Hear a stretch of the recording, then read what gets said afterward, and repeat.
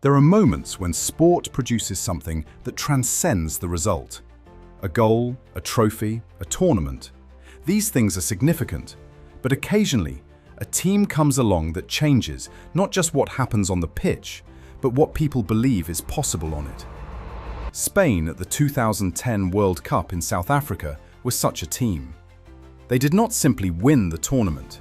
They demonstrated, across 7 matches and against the best opposition the world could offer, that football played with sufficient intelligence, patience, and technical mastery could render the opposition almost helpless. It was not entertainment in the conventional sense. It was closer to suffocation. Beautiful, relentless, and utterly dominant. The tournament itself unfolded slowly, as Spain's tournaments always did. They lost their opening game to Switzerland, a result that provoked alarm across the Spanish press and quiet satisfaction among those who had always suspected that tiki-taka was too fragile a philosophy to survive the pressure of a World Cup. But Vicente del Bosque, calm and methodical, made no dramatic changes and showed no signs of panic. He understood what he had built and trusted it completely. Spain recovered, progressed through the knockout rounds with increasing authority, and reached the final against the Netherlands in Johannesburg. For most of the match, neither side could find a breakthrough.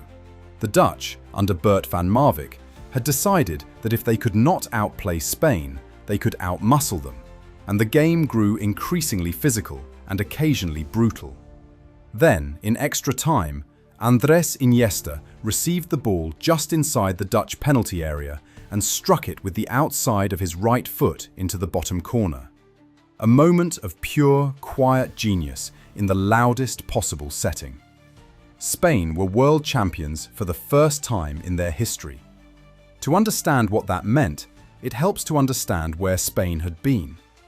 For decades, the national team had been a perennial underachiever, a squad blessed with extraordinary individual talent that somehow never cohered into a winning collective.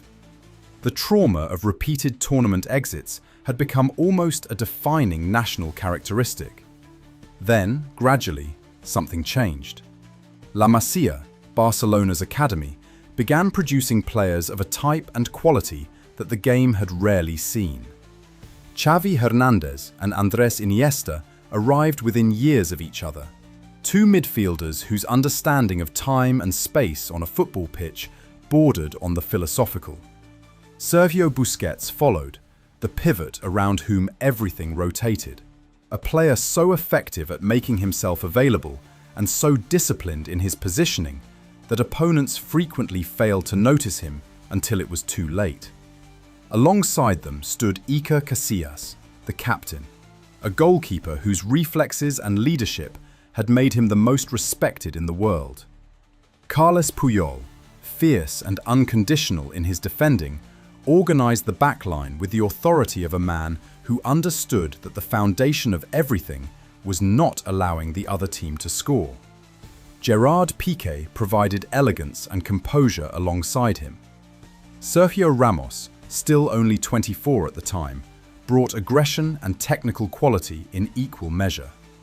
Further forward, David Villa carried the goal-scoring burden with the efficiency of a striker who had spent his entire career knowing exactly what his job was and refusing to be distracted from it. Fernando Torres, the hero of Euro 2008, added pace and menace. And Xabi Alonso, from deeper positions, provided the long-range passing that gave Spain their vertical threat, the one element of their game that prevented opponents from simply sitting deep and absorbing the possession. What Del Bosque created was not a system in the conventional sense. It was more of an environment, a set of conditions in which naturally gifted footballers could express themselves within a collective structure. The pressing was organized but instinctive.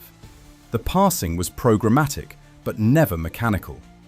The patience with which Spain would recirculate the ball, probing and searching and waiting, required players with exceptional technical composure and even more exceptional concentration. Every member of the squad understood not just his own role, but the roles of every other player. The team moved as a single organism, expanding and contracting, finding pockets and closing them, maintaining possession not as an end in itself, but as a form of control that eventually forced opponents into errors. Del Bosque himself was the perfect manager for such a squad.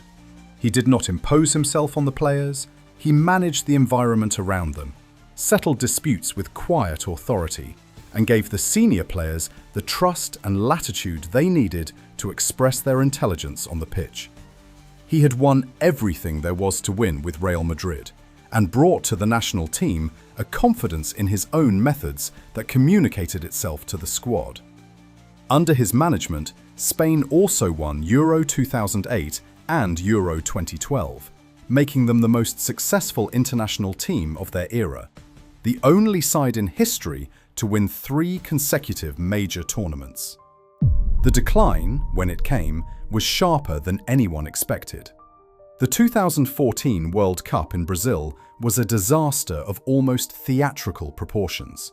Spain, the defending champions, were eliminated in the group stage after heavy defeats to the Netherlands and Chile.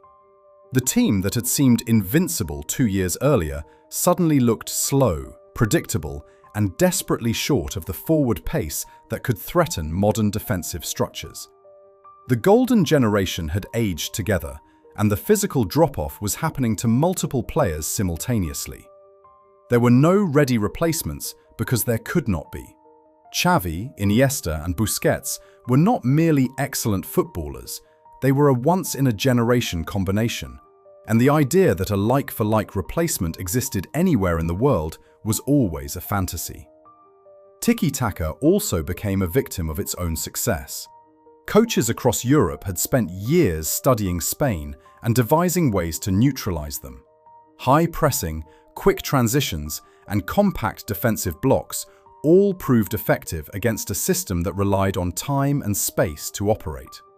What had once appeared unstoppable now looked vulnerable to any team willing to press aggressively and move the ball quickly through the lines. Spain's lack of pace in wide areas and their reluctance to commit players forward with genuine verticality became liabilities rather than calculated choices. The 2018 World Cup brought a round of 16 exit against Russia on penalties. The 2022 World Cup brought a quarter-final defeat to Morocco in the same fashion. Spain was no longer the team that others feared. They were the team that others knew how to beat. The generation that had defined an era began dispersing into the next phases of their lives. Casillas retired after suffering a heart attack in 2019, a frightening reminder that these figures who had seemed almost superhuman on the pitch were human beings first. Puyol had already retired in 2014, his body finally broken by the physical commitment he had given to the game throughout his career. Iniesta played on until 2024, moving through Japan and the Emirates in the closing stages of a career that had brought him almost every honor available, retiring as one of the most beloved figures the sport had produced.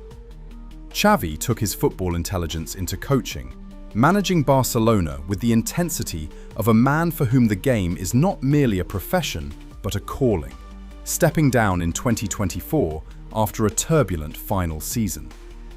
Xabi Alonso became perhaps the most impressive coaching story of the generation, guiding Bayer Leverkusen to an unbeaten Bundesliga title before taking charge of Real Madrid in what felt like a natural destiny. Piqué reinvented himself entirely, becoming the president of FC Andorra and creating the Kings League, a format designed to make football accessible and entertaining to a younger audience. Ramos, improbably, was still playing competitive football in Mexico in 2026, a testament to physical dedication that defied reasonable expectation. Spain's response to decline has been more impressive than almost any other nation could have managed, largely because the infrastructure that produced the 2010 generation continued to function.